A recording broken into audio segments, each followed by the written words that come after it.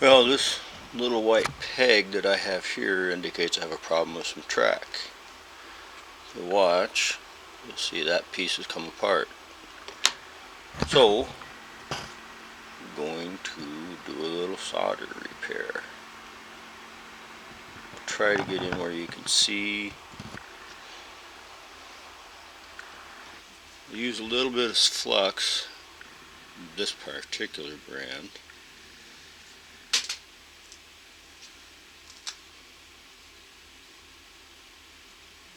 Tiny bit with a straight pin and get it underneath the broken solder joints, as you can see here. Now you can believe you can see the flux that's in there now. Use a little bit of solder, just a touch of solder. Doesn't need a lot.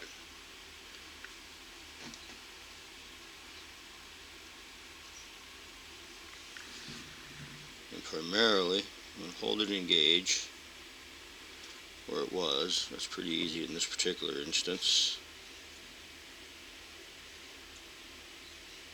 Making sure that your soldering iron is touching the rail as well as the tie. It's going to be a little difficult here.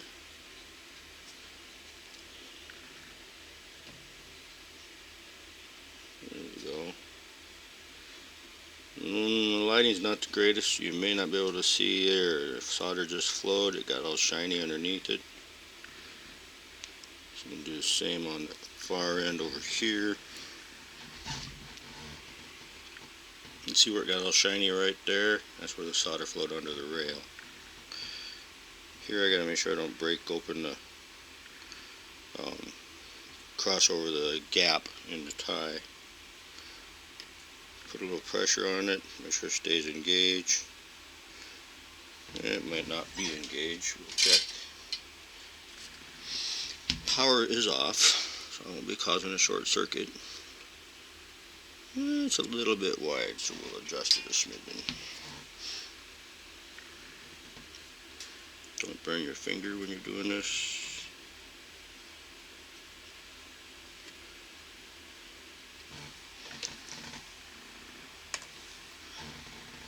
It's looking pretty good. I need to come over just a little bit further. There it goes.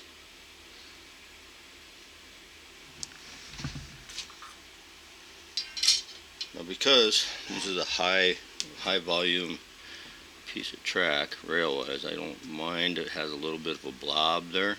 It's not going to affect the flanges. It affects the appearance a little, but that's okay.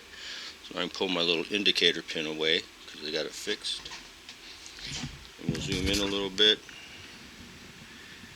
That's repaired. Whoa, I'm going to zoom my focus away. Put that little thing on there. See that it's fixed there. And we have stayed in gauge. That was an easy enough fix. More to do.